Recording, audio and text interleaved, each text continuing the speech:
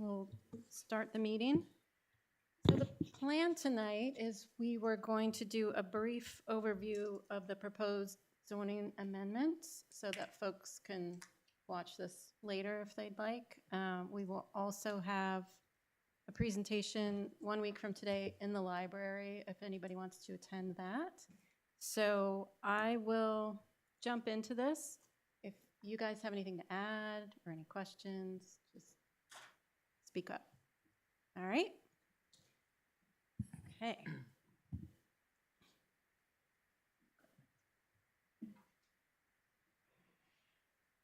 So what we want to do tonight is provide a little bit of background about the work that we've been doing for the last 2 to 3 years on housing and zoning amendments, talk about each of the changes that are being proposed for housing, and then there are a couple others that the Board of Selectmen have requested.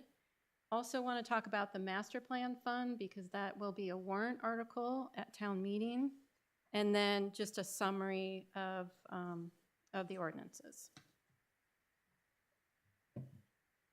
In terms of what we've been doing for the last couple of years, we've had 2 grants to work on our housing ordinances. We've done surveys, an economic development survey, a housing survey, a couple of housing forums where we also collected feedback from people, a land use audit.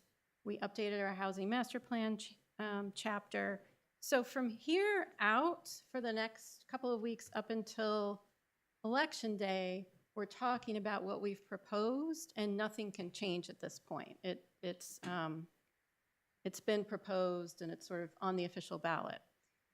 But what we've been doing for the last couple of years is getting input from people. And I'll just pause for a second to say, one, I want to express my appreciation to everybody here on the board, and Mark and Glenn, as well as citizens who've been coming in and providing input. We have adapted what we originally proposed. We've made changes based on people's feedback, and that's the way the process is supposed to work. So that's a really good thing. So thank you, everyone. In our master plan chapter for housing, we set 3 goals. One has to do with reviewing and monitoring our regulations, and so we can continue to look at our housing stock and how it fits with the needs in the town. Folks want to see increased housing while retaining rural character, and that's really been the challenge with a lot of this, is balancing those 2 things, having more options in housing, at the same time protecting our rural character. And then we'll also talk a little bit about what the state's been doing. But in those goals, you'll see that we talked about expanding our accessory dwelling unit ordinance to allow detached dwellings and to look at multifamily dwellings. And the other thing is to come into compliance with the state's workforce housing law. We're currently out of compliance. We've had, I think, at least 3 outside experts now look at that and confirm that we are indeed out of compliance, and that puts our community at risk to challenges.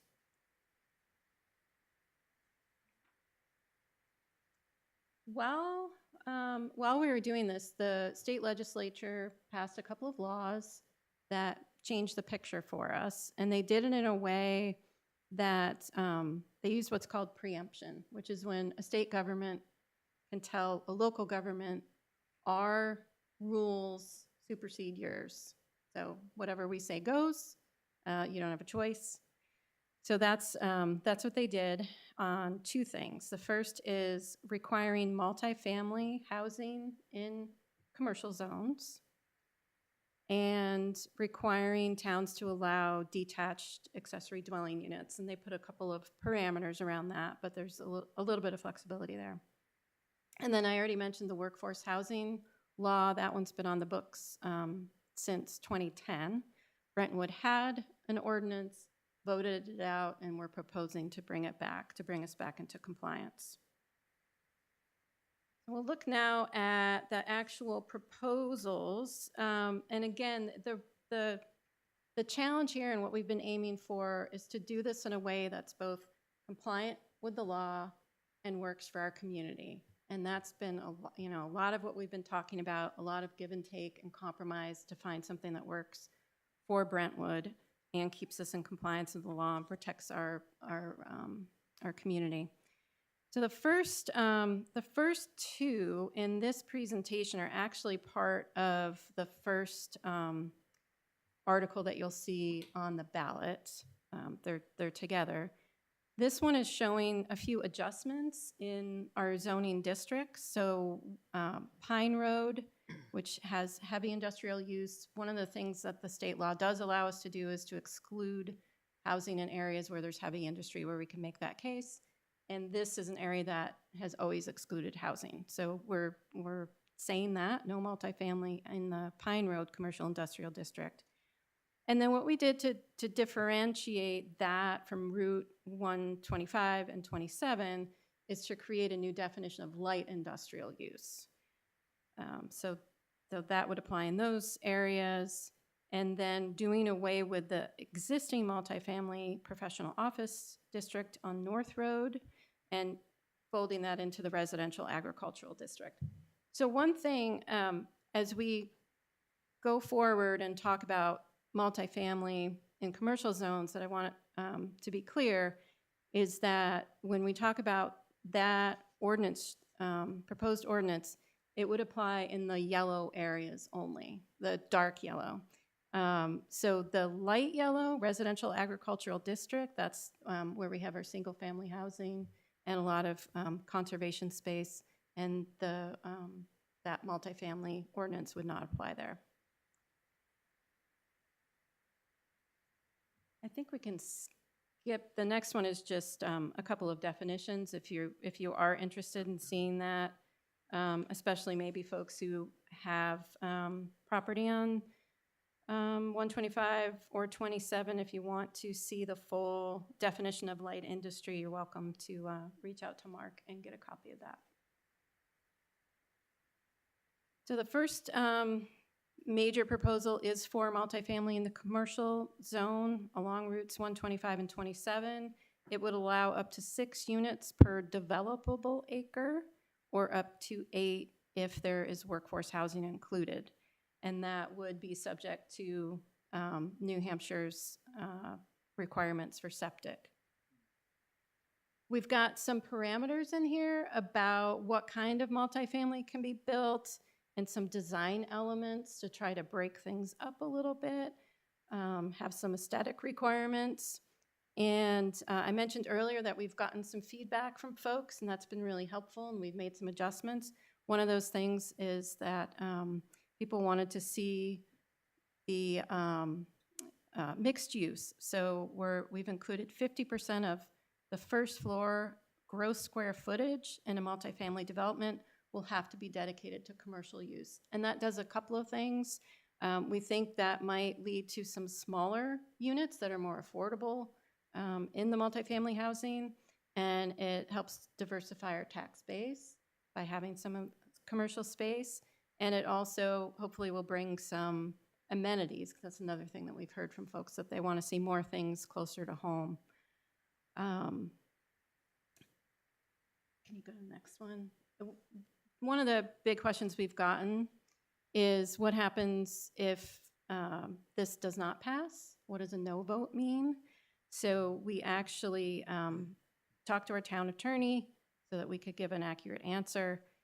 So if this ordinance fails, the new state law will still go into effect July 1st. So that means, I was talking about how this, state law trumps local ordinances. So that means it would just be, multifamily would just be an unrestricted permitted use in the commercial areas along 125 and 27. So we would lose the control that we're trying to take back here, some of that local control where we're limiting the density and we're requiring commercial space and we're requiring some design elements. We wouldn't have any of those options. And the only thing that would kind of guide density would be septic requirements. which are going to be allow a lot more density than what we've proposed. So this is, we think a way to comply with the law, again, in a way that works for Brentwood, gives us some of that local control. I also want to mention that the workforce housing law, which we'll talk about a little bit, has a piece in there about multifamily as well. So if this fails, we would still be out of compliance with the multifamily law. Anybody want to add anything from the board?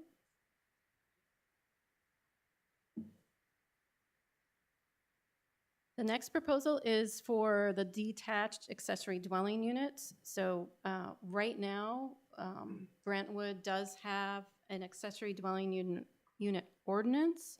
We only allow attached ADUs. So this is one of those things that if you look at the full changes, like if you were to come into the office or on voting day, you'll see an existing ordinance and then changes that we're proposing to make. So this is one where there's already something on the books. We're just proposing to make some changes. And we put a limit of 50% of the living area of the existing home up to 1,100 square feet, which is kind of based on some proposals that people have come in, requesting. And then the state law doesn't allow us to have any aesthetic requirements. So there had been discussion before the law was passed that we might want to try to say, these detached units need to look like a garage or look like a carriage house or a barn or something, but we're not allowed to have any of those kinds of requirements. The next major housing ordinance proposed is the workforce housing ordinance. So this is bringing back something that Brentwood had before, bringing us into compliance with the law. And I think there are some misconceptions about what workforce housing is. It's tied to the median income in Brentwood, in any community. And it sets a maximum purchase price based on the 100% of the area median income for a family of 4. And the median income in Brentwood is quite high. I think it's up to like $140,000. So the current purchase price, if it was set today, would be $431,000. So our job under the law is to provide reasonable and realistic opportunities for workforce housing. And that's what we're trying to do with this. And again, it protects the community by having a law on the books, protects us from being challenged.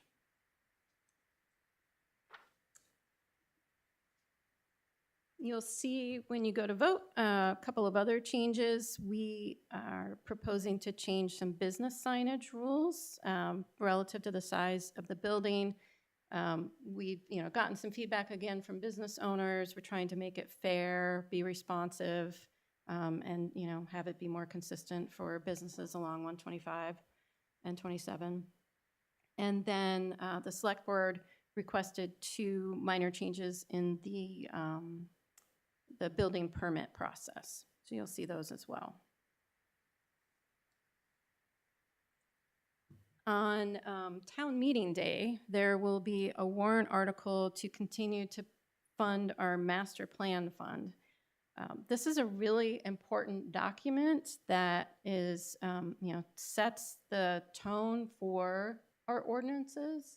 So it's where we work with the community to, come up with collaborative ideas about what we want in the community, and we put it down in writing in the master plan.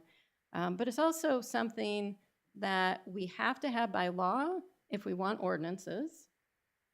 So if we want any control over development, and if we want to collect impact fees. So when somebody comes and builds something in town, they pay some money to the town to help offset some of the expense of new development. We have to have a master plan in order to do those things, to have ordinances and collect impact fees. And it has to have certain contents in it, and it's supposed to be updated about every 5 or 10 years. And the other thing that a master plan does is it's a community document. So it's not one person or a small group of people saying this is what we want for the community. It's meant to be again, something that reflects what the community wants. So we've gone through a process like for the housing chapter to have, public input on that. So it used to be that money was in the budget every year to do 1 or 2 chapters. We were successful the last few years in getting some grant funds too to pay for those chapters. But what we decided to do is establish a fund so that we could update this holistically all at once in a few years rather than doing it piecemeal. And I think, I've said I'm willing to work on parts of the plan, volunteer my time to do some of that, but some of it we need outside experts, around transportation, data about the land in our community, things like that. We need some funds to be able to do that. So we're asking to put another $8,500 in that fund. And this is just a summary. And again, we will be in the library 7 o'clock 1 week from today, Thursday. And we'll be talking about these same things, but we'll also all be there if folks want to come in and talk and ask questions. We'll be happy to do that. And you can always also contact Mark. He's got the full documents. He can answer questions. We really want to make sure that going into Election Day that people have had their questions answered, that they understand what we're proposing and why. And we hope that you have your support. The board, I think, is, the consensus is we're all behind all of these and would like to see them pass. So. Any questions? That's a great summation, Kristen, of the work that's gone on over the last couple of years. A lot of that work was done by yourself and Glenn Greenwood obviously did a lot to help out. Mark being on full time now contributed much to that, as did the board. Is this presentation is such a great summation? Is that something that can go on the planning board website? I will attempt that, sir. I don't know. Maybe it's not practical. I've experienced some problems between the website and my computer today. Like it's not recognizing new files that I've put up, and I've had to move them around. But I will definitely attempt to do that, sir.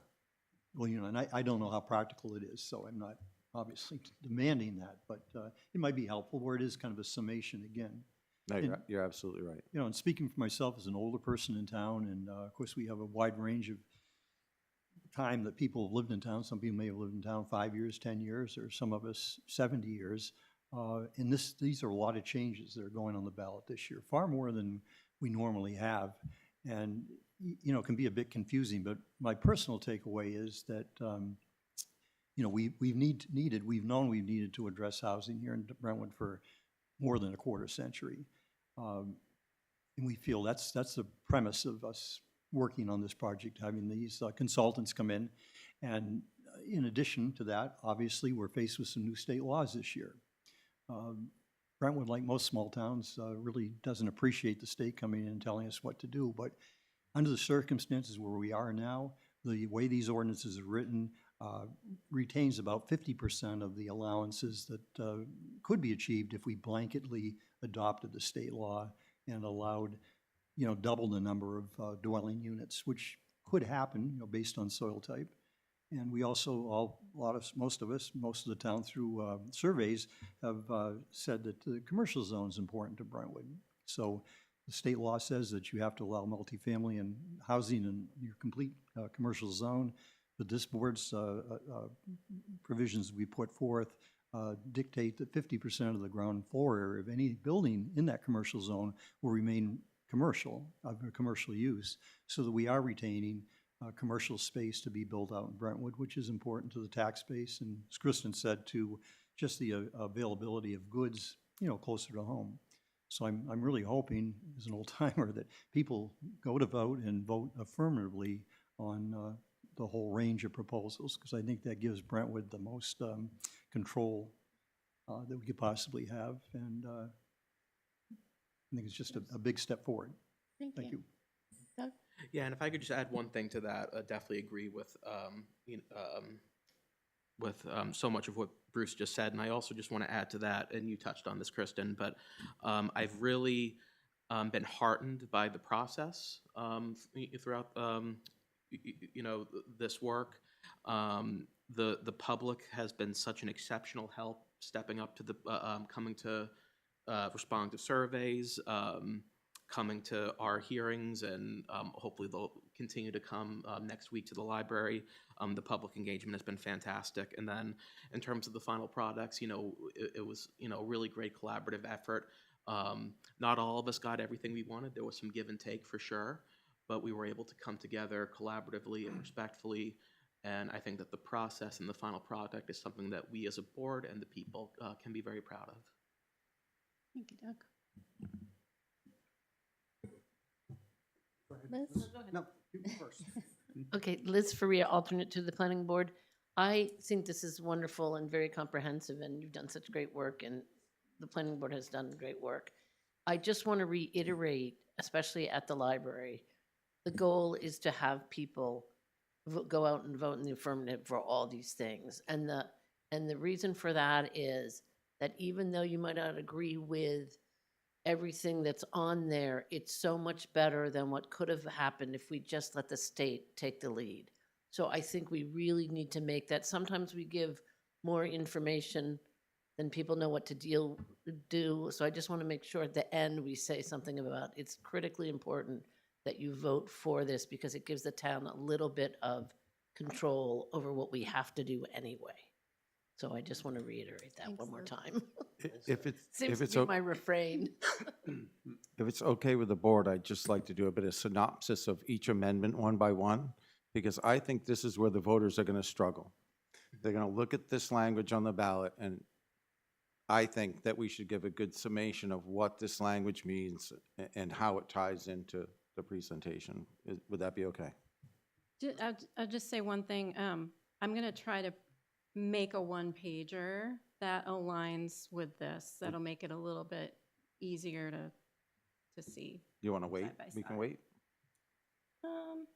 Yeah, you want to do that at the library?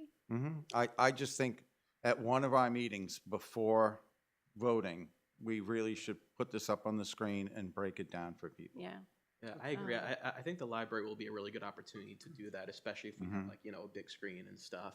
Because I definitely agree with you, Mark. I think that talking about these things, people like what they're hearing, but That this is what they're gonna see on the this ballot. is what they're gonna see, Mhm. and it's much less layman's. It's not written. You gotta break it down and Yeah, put it down right. into Yeah. layman's terms. And I think that's where people are gonna struggle. And if we can do it on the camera and get that message out to people, and I can say, hey, watch this meeting, and it breaks down Yeah. what you're gonna see on the ballot and what everything means. That Great little idea. yes/no check off at the bottom, is relatively. Yes. minor. I'm not, I'm just breaking it down. People can, Can you? But- I bring- want that. That's, Can you bring don't know some if that could be- sample ballots? Hmm? Can you print out some sample ballots to bring? they're in your packet. Okay. Yeah. You want me to do that for the library as well? Yeah. And they are on the we can print them because they are on the website. Okay. There was also another point brought up that at the day of elections, at Election Day, at the VRC, that the planning board should have copies of, I will be there from sunup to sundown. I don't know if these are going to be printed for like poster size for the library meeting. The fact sheets that Resilience made for us, yes, I'm going to try to print those poster size and have them. Because I'm wondering, there's Board. rules on electioneering, quote, electioneering, unquote. as to- I've read them in their entirety, and that's why it's not my job to tell you how to vote. It's my job to give you the information No, that but you what I'm require. wondering where the requirement is that the form of the ballot questions be at the voting place, the poll. What's required is the full. Your microphone, text sir. of- oh, I'm Thank sorry. you. The Thank you. the full text of all the zoning ordinances That's right, have to be available at the polling place. at the polling place. So As does a copy of the proposed zoning map. could that be on an easel if people came in and before they went in to vote, they could ask questions that were? Yeah, in the past, we've usually done it by way of a table, having a table, so. I just having didn't an know, easel is we fine. had a discussion about what's allowed and how close you can be to the polls. Maybe Doug has some information on that. Well, but if it's, you know, the professional land use administrator sitting there with just the ballot and just answering technical Okay, questions, you can do that then. that, Okay. is that okay? That's not electioneering? I don't I'm- think you can answer technical questions. Yeah, Okay. I don't think you Yeah. can. Can't I even do think that? No, The okay. state requirement is simply that because we can minimize the cost of the town by just doing topical descriptions of the ordinances on the ballot, that the full text of what those questions are has to be available. But you can't talk about I it. don't believe you're supposed to talk about it, but you can Okay. certainly, you can have, the map should be displayed, Mhm. and there should be a few copies of each ordinance available for people to look at before they go into the ballot. So it's really, and I'm going to let Doug speak. It's really important that we communicate with people about these between now and the election. Yeah, so two things. So one, my understanding, if we want to, stand outside, we can, like, candidates do with their signs and things like Okay. that. But inside is a no-go. And we do need to be really careful about that, because if we want the adoption of these ordinances to stand legally, we can't have any, Okay. like, any sort of improper, I'm anything. picturing like the booth in Charlie Brown with the, question. Oh, right, yeah, yeah. Yeah, I don't. Outside. The other thing I had was a point of order, not a point of parliamentary order, but actually a point of like agenda order. Oh.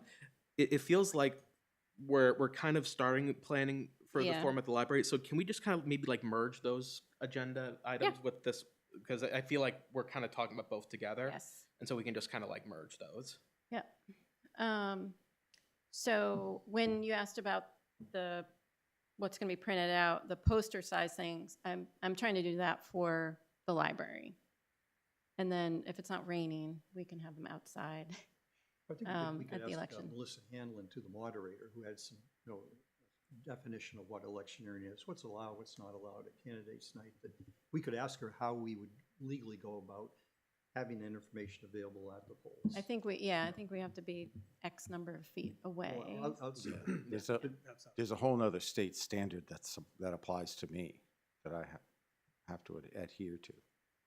As a town employee. As a town Yeah. employee, yes, they Right. passed a RSA that specifically addresses town employees. But this feels like something that we could, like, maybe just get some additional guidance on, but that, I think we have a good idea of what we can and can't do, but we can always we have time to get some additional guidance. Okay. So again, Glenn, when it says that they'll be available at the polls, does that mean you just have the individual ordinances laying on the table and pay That's for what them? we've always done in the past. I'm almost positive that's correct, yeah, that you can have the written stuff. I don't even think you necessarily can have marked there, but just the paper on the table. On the table. And just right. say zoning, and people can take them or not as needed. If you have a question, go outside. And it does, on the ballot, it does say that the full text is available at the polling place. So Yeah. people can always step out of the booth and say, hey, wait a second, I'd like to take a look at that, Because some of these proposals are short, and I've Right. included the The whole actual thing. language. But even like that the is kind building of permit. confusing because It can be, because it's so out legal of language, context. yeah, It's 2 sentences from an ordinance that's 2.5 pages long. yeah. So it is awkward. So again, for clarification, would there be a table that says planning and zoning? Yeah, zoning, Yeah, Yeah. that's exactly. what zoning it should say. ordinances or zoning, Zoning amendment proposal. Thank you. Ideally, we'll, get to lots of folks before then so that they have an opportunity Yeah. to. I think that's critical because I think people take, especially with this being complicated, I mean, it's complicated for us, so I think that the key is to reach people before voting and say, if you don't, Yeah. if you need more information, I'll be happy to provide it, but if you want my opinion and my expertise, having done this for 1.5 or 3 years or whatever, that this is what we recommend, that you vote for all of them, whatever. Because I think some people, or a lot of people, trust you on the boards to do your job and to do your diligence, and we've certainly done due diligence on these, to give them to answer their questions or to steer them how to vote. I think a lot of people don't have time to try to do, digest all of this information. Anyway, great job, Kristen. Thank you for all you've done. I tend to focus on Thank you, Liz. trying to explain things and kind of forget the part that says, please vote yes, please support right, these, we exactly. support these, please support them.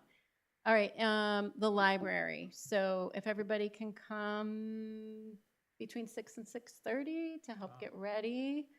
I'll try to print posters. Do you volunteer to pick up snacks?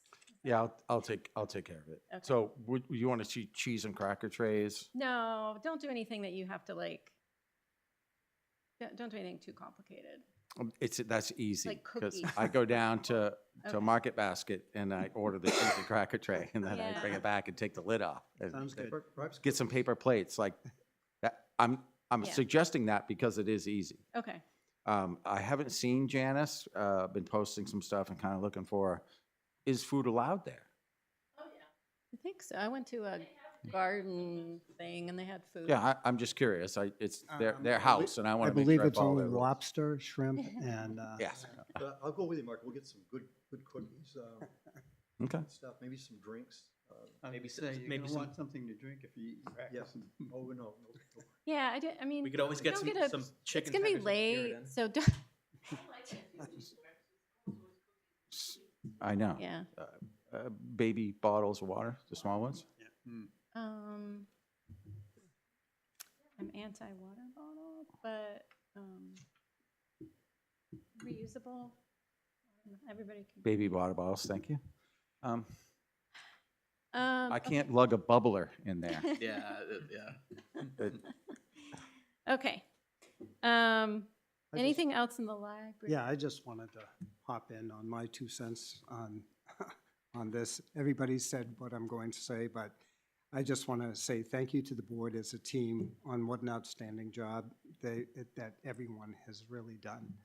Special thanks to Kristen, Mark, and Glenn for going over and beyond, above and beyond, making everything work, look professional, and having the residents participate as much as they have.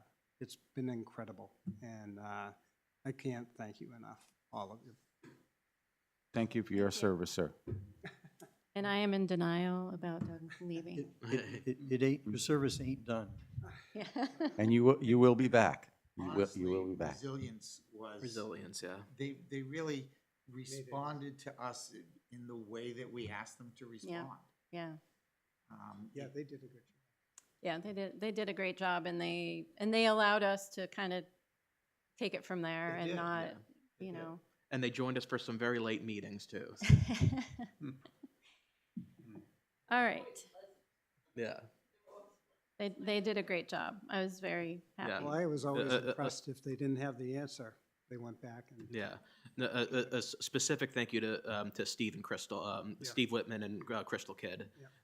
Good Yeah. job. All right, town engineer reviews. So we had 3 interviews on yesterday. Wow. Yesterday? That a long time ago.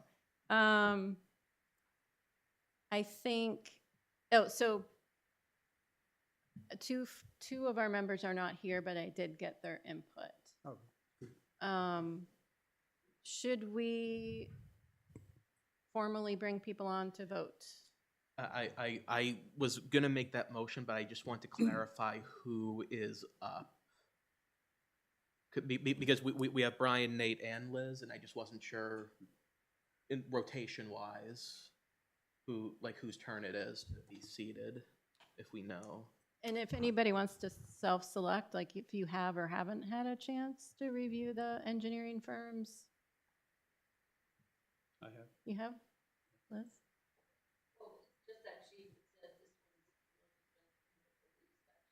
Yeah. That's the There were, sheet. there were bookmarks too. But everybody got the books to review, right? Yes. You had the opportunity to review the books? What? She might not have been here the night No? that they were handed out. What books are you talking about? Remember, there were 5 pamphlets? You did? Okay. Oh, that. You yes. returned them. Yeah, no, I got Yes. them, yes, yes. So- So, yeah, so what we can do, I can make a motion to seat Brian and Nate, if you want to abstain, you're more than welcome to do that. That's totally understandable. I'll second that motion. Yeah, so I'll move that we seat Brian West and Nate Swayze. All in favor? Aye. Aye. Okay, so the firms that we interviewed were SFC, CMA, and McClure. Thank you. Oh, that's right there.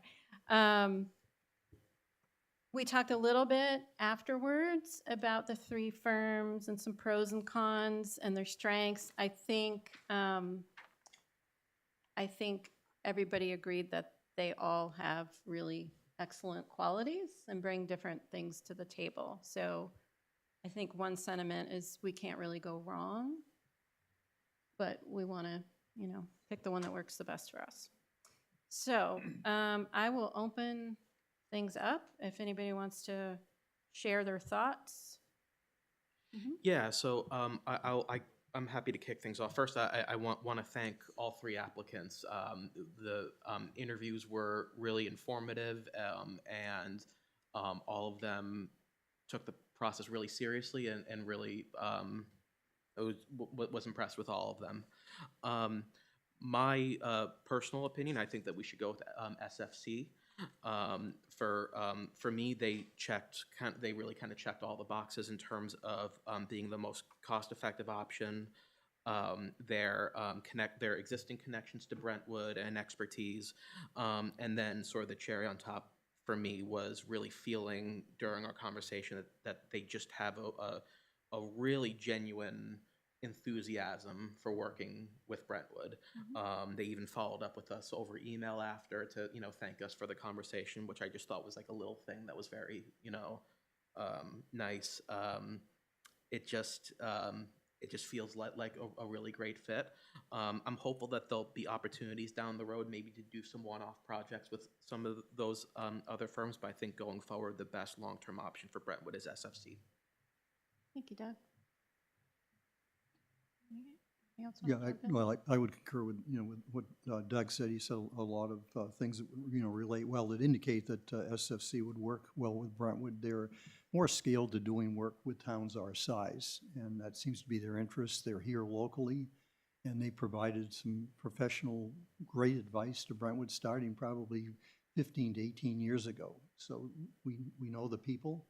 The principals are, it's not a large company, so the principals that would be involved with us have been on their team for some number of years. They live in the area, they know the area, very approachable, and again, very professional. And they've had demonstrated the ability over the last, again, 15 years to work on projects that involve both the planning board and the fire department. In the past, there's certainly been great contention between boards, but they've been able to work through the requirements in a very professional manner, bring people together, and we've had great outcomes on every project that they've worked on. So I highly endorse them as Doug does, and feel that they're the firm best suited for Brentwood at this time. Thank you, Bruce. Yeah, I was there yesterday. It was very, very informative. I know we sort of did an off the cuff, but in thinking about it further, I would agree with the idea of SFC. Can you just go maybe a little closer? Yeah, sure. I would agree with the idea of SFC, and it was an embarrassment of riches. But the reason why I felt or reconsidered, if you will, is because I think there were some points that were well taken. That even though I felt like there was a individually, and not necessary to give names, but individually, just an excellent engineer who I think would be fantastic to work with. We have to look at this in terms of long term, and that individuals move, but we're really dealing with a company. So I get that as well. One of the firms, did a lot of, municipal work for many different towns in New Hampshire, and I think they have a lot of knowledge in that area. I think, like Doug had mentioned, it's certainly a firm that we could go to for maybe a specific or a particular project, but in terms of the fit of someone who is local, responsive, and would work for our community, Brentwood. I think the idea of SFC made sense, or makes sense after I gave it further thought over the last 24 hours. So I did want to indicate that, because I know we were giving, at our work session, had given some off the cuff Yeah. opinions, and I Thank do you. like to cogitate on these things Thank and you. Appreciate give them you some thought. So spending more time on that. What the heck? Oh, go ahead. Go, Brian. You sure? Yep. I read the 3 books and I made all my assumptions that day. Part of it was they're local. The second thing is we're very familiar with how they work, and we have questions about the others. And the price is the best of the whole bang. So I really didn't see much contention. So I could go and elaborate on all the things that the other folks have said, but I agree with everything the 3 of them have already said. And I didn't just make up my mind now. It was made up the day I read the information. Great. Thank you. Thank you, Brian. Nate, go ahead. I abstain. Okay. That's cheating. I concur with everything that's been said, and I went over it several times. I'd also like to thank Kristen, Mark, and Glenn for putting the interviews together. They were informative and very helpful. What I thought I was going in with initially, I changed my mind, then I changed my mind again, and then I settled on SFC. Wow. Everybody? Yeah, yeah. It was tough, though. It was extremely tough. I'd like to point out one thing. It was mentioned a couple of times that in our conversation, and this is just a thing in my craw, that we're just lay people. In retrospect, I'd like to bring to everybody's attention, our board has an engineer, a doctor, and a town planner. Not only that, we have an immense amount of years of combined experience. When we have new people coming to the board, and I don't want to shortchange the board. Everybody adds to our success here. And so please don't consider ourselves lay people. Everybody is an intricate part of the equation in our team. And with new members coming aboard, I'd encourage you with the new engineers, and Liz, in your case, being an alternate, and Brian, and Brett, I hope you're feeling better, that do not feel uncomfortable about asking any of these people, especially Mark, Glenn, and Kristen, or any one of the other board members, something you may not understand, because it does take a while. But once you're there and you think you have a grasp on it, we're able to make decisions like we're making tonight. Well said. And I just want to say that you said each of us are an intricate and important part of this board, and that includes you, and I hope you will stay on as an alternate. I'll just add a couple kind of specific things that I thought stood out with SFC. And it all had to do with process and communication and responsiveness, that within a day they would acknowledge that they received an application and they would look at it for completeness and they would communicate with Mark. They would, within 5 business days, return comments or give us a schedule. Inspection reports within 24 hours of a site visit, pre-construction meeting, kind of everything that, you know, especially Mark, that you asked about in terms of communication and sharing information. I liked all of their answers. I do agree, you know, everybody's, you know, had strengths, and we heard some really great things yesterday, and they have a lot of qualifications, but SFC seems to be the best fit for our community. And I agree, you know, if there's a project, there might be, you know, another firm that's got depth in the area that we can tap into. Plus, wanna- I'd like to mention that they're the only ones, I think, that did a follow-up letter after yesterday. And it just sort of reinforced my thought process of them. I'd like to hear what Mark has to say. I narrowed it down really to two of them. But with my experience with SFC, that I have never felt that I was just a number to them. They are always communicative. They always respond promptly and quickly. They're always professional. The only shortcoming they had is they didn't have a traffic engineer on staff. So I reached out to him right after that meeting, and he promptly responded. And really, this is what we do now. We have a strong working relationship with Venice and Associates. I know I'm going to put Vanessa, thank you.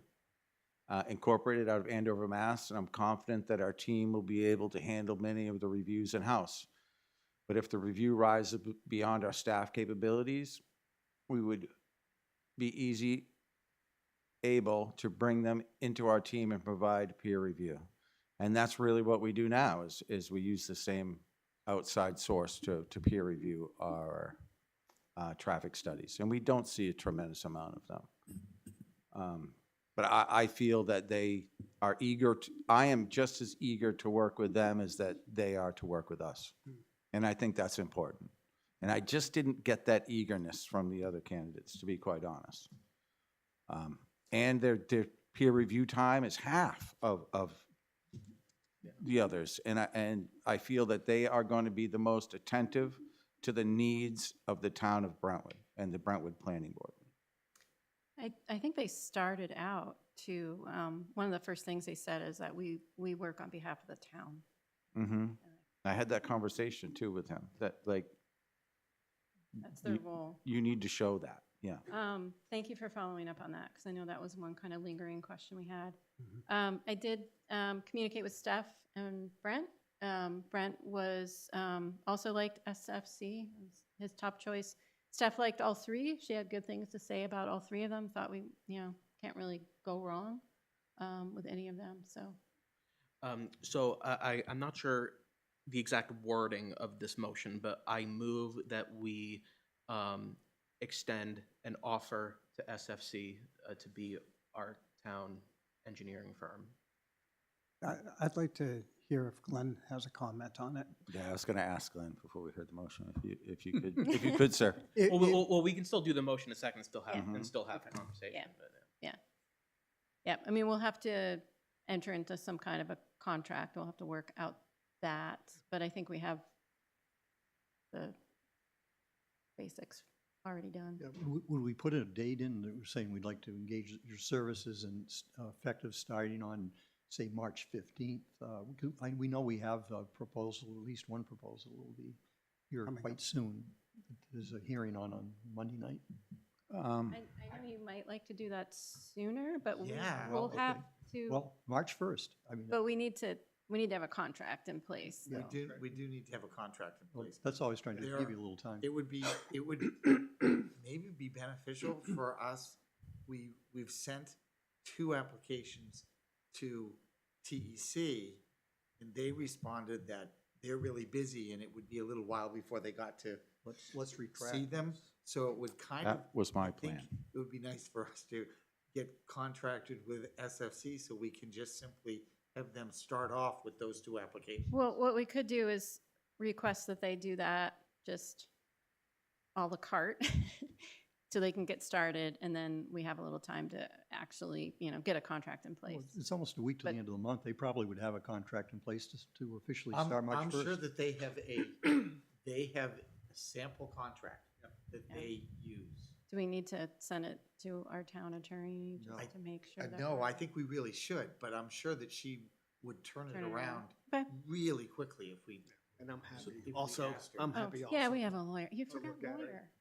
Within that email from TEC, it said, how's the search for a town engineer going? So, Okay. I'm going to modify my motion. What is that? Meaning they, I move that we as a planning board authorize the board and by extension Mark and Glenn to enter into negotiations with SFC for both short-term help and then also a long-term contract. I think that kind of ASAP. yeah, I think that kind of encompasses the whole. Yep. Sounds good. Do we have a second? I'll second. Anything else? Anybody wants to add, discuss? Oh, you didn't weigh in. Kind of thought that I just No, let that go. Hey, oh. please, please. SFC has worked with us very closely for many years. They work very closely with one of my other towns and have for many years. And they're always professional. They're always quick to respond. And they are really close by. Thank you. I appreciate that. All right. All in favor? Aye. As we make this And are there any abstentions? oh, abstentions. Sorry, I always forget that. Any opposed? Okay. So it's 601. Mark, I know you probably already are thinking this, but as you make the transition, having like some process, like you said, we want a pre-construction meeting and you need to be included and just, kind of giving them all those expectations. during our right from the conversation, beginning. right, yeah, they want the full file. So they're going to get that financial snapshot to know even if they should schedule that or not. What I'm hoping to get is I'll create the folders of Glenn's comments, their comments. They can just put those comments right in that folder. So that way, as soon as they're done with them, they're available to you. I'm going to work for a process that not only works for us, but also works for them. And I think they're more than willing to. I'm very excited about the comment letter process of how they're going to create a spreadsheet. Right. You won't be able to get them on paper, but I can put them up on the screen. I'll try printing them out, Yeah. but that's I bet 90% of the time you'll be able to print that out. It won't, print it out. but it's a flowing comment letter. You know what I mean? Where the applicant can respond to it and they Right, can can respond. read. I think it's going to be a much more better and more updated system. And I think but I will set out a certain amount of expectations right off the bat. Sounds good. I All know right. just a question, just on preserving the detail of the inspections that go forward through the review process. So when it comes time that the project is approved, is there some way we can have all of those inspection reports and any information relating to the construction of a road in one file? So ultimately, later on down the road, the highway department will be able to come in and Yeah. find where we have more drainage structure. I already laid that out during the interview process of how I want that information to come into my office. Meaning, you do an inspection, you create a report, you email me that inspection report. But And I can easily drop that in a file, and I can easily print that and put it in a binder. Okay, so at the end of the process of an Yeah, application. I will do that as the process goes along. Correct. So if anybody wants to come in and say, how's that road process going? I can pull that binder out, I can hand you that binder, or I can send you the file in its entirety electronically. Is there a way of having like a bookshelf in there with those files, so you have a file on each road? Well, I won't leave the binder on the floor, if that's what you're saying. Well, or just someplace that is accessible. We've done this in fits and starts over 20 years. Started different, one time we had actual binders, other times we Yep. had folders, but. I have those binders Okay, in a filing cabinet. And if you'd like any of them, you may come and view them.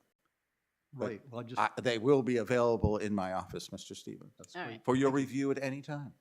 Well, again, don't need the additional information myself, but again, the Mhm. highway department. Yeah, no, 100%. I've been listening throughout the years, and I've got exactly what you're looking for, and it will be done.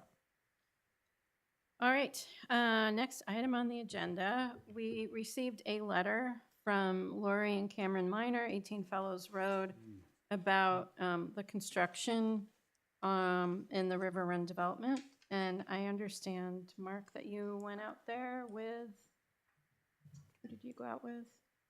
Yeah, well, I think first we have to establish the fact that this board has no authority whatsoever for enforcement of any of the claims within the letter.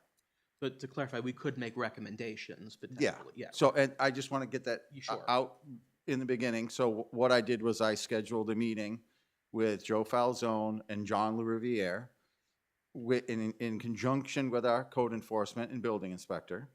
And we went out to River Run and had a conversation with them to address, and I also sent them this letter to address it in the future. And we can go through it piece by piece if you want. Well, everybody read it, right? Okay, the home shaking part. So on site at the moment, there's no compactors running. There's no vibratory compactors running. So what I think is happening here is that an excavator is walking on frozen ground to the next cellar hole or the next site for digging in the morning. That's why that's what we've come up with. So what John is going to do, he's going to talk to his excavator operator, and if he doesn't have to move the excavator, or he can leave it in place for the next morning, he's going to do that. Okay? Just a way of addressing that particular comment. And that's the only thing we can figure that's going on there. But if he can, he's starting at the legal time, but he said if they can avoid moving that excavator, they're going to try to not move it.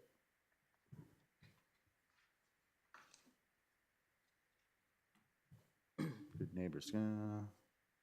Okay, so the debris. Now, Ms. Minor did call my office once this fall. I believe it was the fall. I can get you an exact date on that, and said there was some debris within the setback, within the buffer area, and in her backyard. So I did call Joe, and Joe said he'd take care of it. Contacted John LaRiviere, and a crew went out there and cleaned up some minor stuff. So what they did pull out of there was stuff that wasn't even theirs. There was a lot of trash in that area that didn't even belong to them. Was obviously old, but they cleaned it up anyway, and they did a good job cleaning it up. Due to the weather at the moment, obviously, you can't really trudge through a couple of feet of snow to go out and see if there's anything there. But in the spring, he assured me that everything will be cleaned up and taken care of. He being Joe Falzone? John LaRiviere. Okay. He's the John LaRiviere really is the guy in charge of the site. Oh, okay. And he's the construction manager? Yes. He's the owner. He's the manager of that project. And did you talk about the dust in the summer? Can they do something about that? All dust controls are in place by code, and they will try to keep an eye on that in the spring. Obviously, it's winter. There really isn't any dust right now. Everything is frozen. Permanent natural mitigation. So they requested a site visit, which you did. Yes, so the tree request, they politely declined. They are under no obligation to do anything that's not within the site plan. I know when you cut a forest back and what is left on that line hasn't seen sunlight yet. So once the sun starts getting into that cut area, that quickly will grow up. Very quickly, those trees will mature, start to grow up, start to fan out, and that will happen, I know, in a couple of years. But they don't feel that they would like to plant any trees on that Which buffer line. section is this? Is it the little, is it that first? I can track show that you, Didn't have a lot of I mean, I stood, coverage. It's I really stood near ri- the last phase, up on top of the hill. Oh, okay. And so I was there that day, and it was clear that there was a 100-foot vegetated buffer between the cluster, or the senior project, and the owners, the property owners that were offering the complaint. Hmm. What it appeared to be that there was 100 feet of woodland on the property of River Run, and then as you went toward the complainant's property line, they had cut down all the trees right up to their property line. So it's 100 feet of woods, but the 100 feet of woods that's in place is owned by the River Run Homeowners Association at some point, presently owned by Joe Falzone and Mr. Leverrier. in question is right here. This is where they've completed so far. This circle is binder coat. And this is the residence in question. So it's a distance, and they are building a home right here. They're building one right here. But there's woods Hmm? behind there? They have cut this back. I believe they cut it back to right about the line. I mean, I'd have to actually step on in their buffer to actually measure that out. When you say they, River Run? Yeah, the development itself, yeah. But this tree edge right here, it will grow up and it will mature because it was cut back to this line. I mean, they've done some other cutting in the area to remove trees of dangerous nature, some bull pines. You can't leave a bull pine really on the edge of a cut because it hasn't hit, the wind hasn't hit it in that nature before. And if you know anything about bull pines, if they aren't exposed to the weather and winds, their roots don't reach out and grab onto the soil to hold themselves up. They're kind of in a mat and they easily get blown over.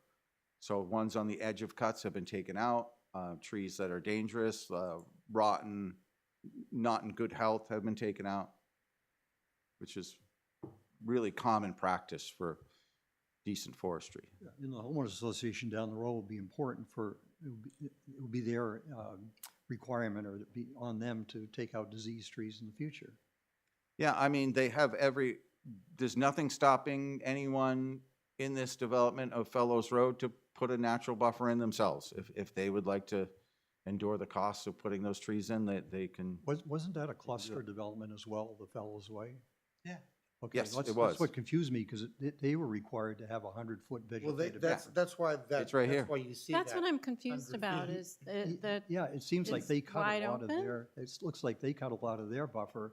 Joe's buffer, River Run buffer is still there, it's in entirety, they're 100 feet. But the other development seems to cut away a lot of their buffer. I'm not suggesting we do anything about it, There is a 100-foot buffer right here of vegetation. but that's. Can I that's see the house? Yes, I can. It's winter. All the leaves are gone. Like, it's a, But again, the vegetated buffer, for everybody's edification, the vegetated buffer you see when you go up there is on the property of Mhm. the River Run development. yeah. So I think I've hit the highlights there. If anybody wants to ask a question, I may. Was the homeowners there? No, I No. think we'll need to draft a letter to respond. no, that letter should come from the code enforcement officer. Okay. We are not this letter was addressed to the planning board. We, as a board, we've read it, acknowledged it. It needs to be addressed with code enforcement, if any other further action. But sending a letter to us, we don't, Can you just, did you acknowledge receipt? I can check in my email. Can you just respond and say, we received your letter, thank you? Yeah, and it's been forwarded to code And then, enforcement. yeah, Mhm. and you've engaged, we addressed it at our meeting, Yep. at this meeting. That'd be great. Yeah, I can definitely do So- it. and further questions go to the code enforcement. Code enforcement, yeah. So would there be anyone to follow up on the fact that not on Joe's side, but the other side, where they've cut the trees down, that they should restore some of that? Because that was supposed to be permanent. Yeah. They're not supposed to touch it. Uncut, maintain a natural vegetative buffer. It looked natural to me. I didn't trudge around in it and look. As a board, I really think we should just, My suggestion is not to proceed further at this point, and it would be up to the homeowner, well, I guess the homeowners probably won't complain to the selectmen about something they did, but I wouldn't request that we take any further action at this time. No. Okay. But I do want to thank Mark for your hard work Yeah. and diligence on Yeah, this. no problem at all. Is there anything I need to do with the code enforcement officer? As Is that- as a select board representative, I would urge you to follow up with Chuck and maybe talk to the select board and see if they want to take any action, because it does fall in the purview of the code enforcement. But Yeah, before I because- went to the board, I would talk with Chuck. Right. I just didn't know if Chuck was already naturally in the process, or I need to speak with him and give him a nudge. Motivation. Yeah, okay. He was there at that meeting, Okay. was attentive and participated. I'm sure he was. No, Yeah, no, and I didn't follow up with him quite Gotcha. yet. We've been working on a few other things, and I wanted to bring it here as the letter wanted it to be, and then we can move forward with that. I'll speak with Chuck. Awesome. All right, contract signed. Mark has it. Check. I will move that we approve the February 5th, 2026 meeting minutes. Second. Any changes or questions? All in favor? Aye. Aye. Aye. Abstentions? Okay. Any other business? I'm sorry.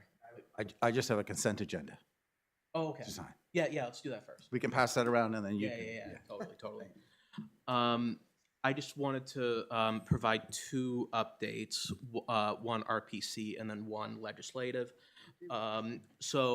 The House Transportation Committee heard Representative Litchfield's bill regarding the speed limit on Route 125. The committee has not voted on it yet, so I will keep everybody posted on that. I had the opportunity to go and testify, present our letter. Did you speak with Melissa this morning?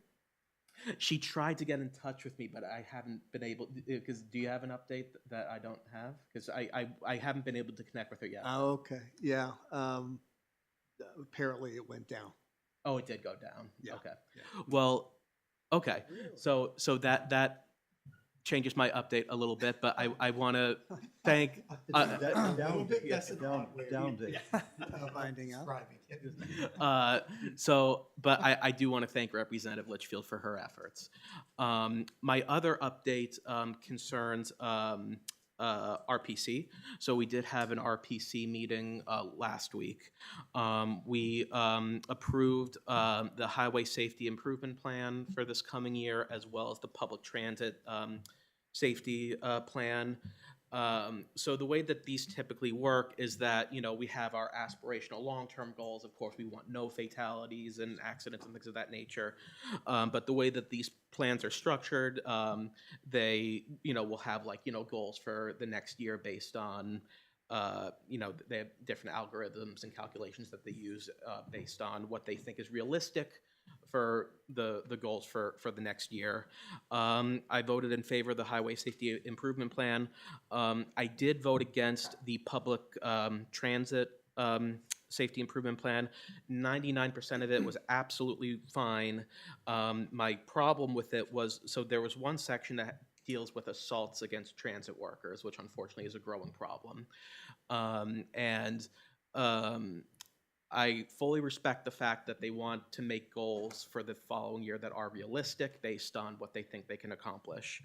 My problem with it, though, is that there were 21 assaults on transit workers this year, and their goal for next year is 20. And I just, like I said, the rest of the document was fine, but I was not comfortable voting for that. So I did vote no, but it did pass. And so those are my updates.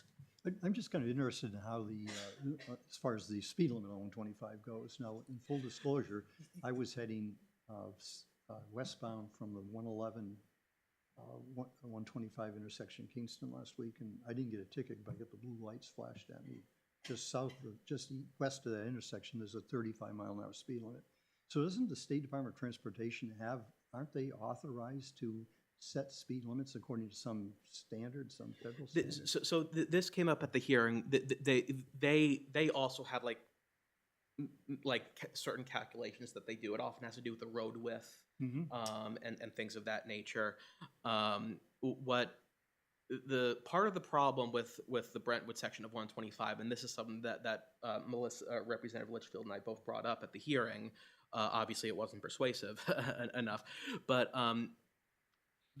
when you approach North and Middle, it goes down to 45. And that is because of the DOT, I believe, if I'm not mistaken, that is because of the DOT standard, where if you are approaching a stoplight, so that was part of our argument, is that, like, hey, we should have uniformity here, because it's genuinely confusing sometimes what parts are 55 and what parts are 45. And so that was part of our argument as well. But so I'm not shocked by that outcome based on the conversation that the committee had. I was trying to stay cautiously optimistic, as I always do, but the general attitude of the committee was that that it is an enforcement issue rather than a speed limit issue. The general attitude was that, basically just that they didn't see the speed limit as much of an issue as enforcement. I don't really agree with that argument, but that was kind of the tenor of how the committee was going. And wasn't it more like a punt, really, that they didn't want to touch something that they felt was within DOT purview? That was definitely part of it too. Yeah, for So sure. when this came up a couple years ago, and there was a community meeting about the South Road intersection in particular, one of the issues was that the state law said, you can have 55, 35, or 25. And there was no specific thing in the law for 45. So they actually changed the law. The commissioner who came to that meeting advocated for changing the law to add a 45 category for rural highways. So that was supposed to make it easier for them to change the speed limit on 125. DOT, you're speaking of. Well, I mean, at the time it was, town administrator, the police chief, But we can't, DOT. as a Well, town, we can't change it. It would have to be DOT. they No, the can, recommendation came they- from Janet Stevens, correct? yeah, and she was involved. Right. So they don't just have to follow the guidelines. They can listen to community input.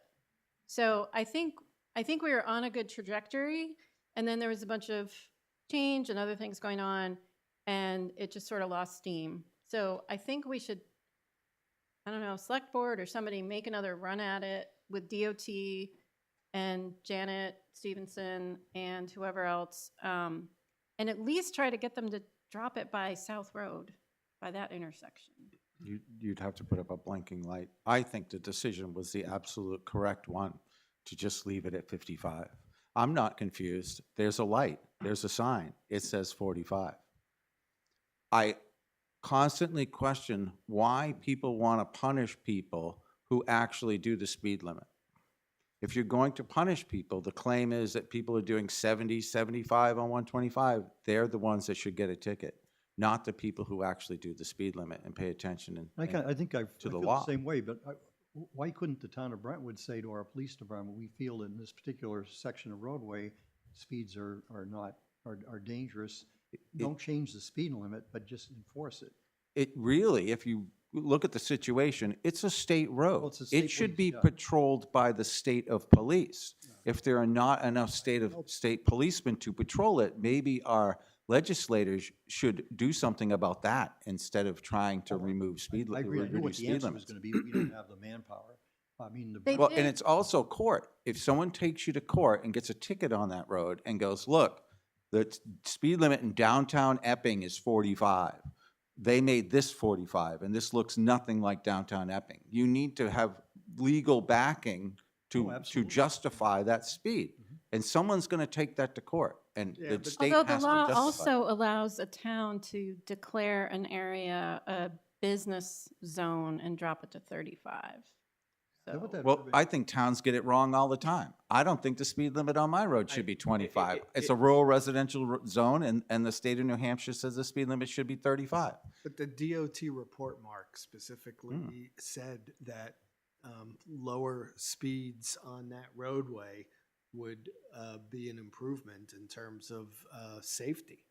So, you The know, one hand doesn't know what the other hand's doing. So you're saying DOT says that the speed limit should be different, but they don't do anything about it, right? well, that's what I'm saying, is I Right. think, I I think th- we need to ask again, because I think the Right. ball just got dropped. yeah, so Yes.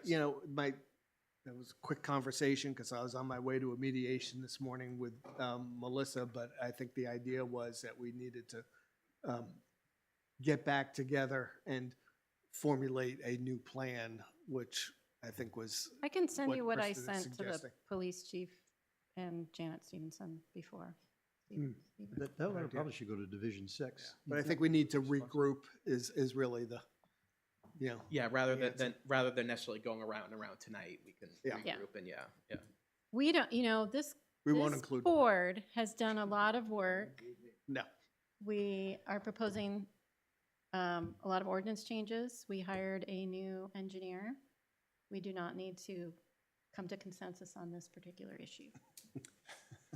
Anything else? One more thing, just an RPC update. I did make the introduction with Dave Walker, with Brett. They're familiar with each other.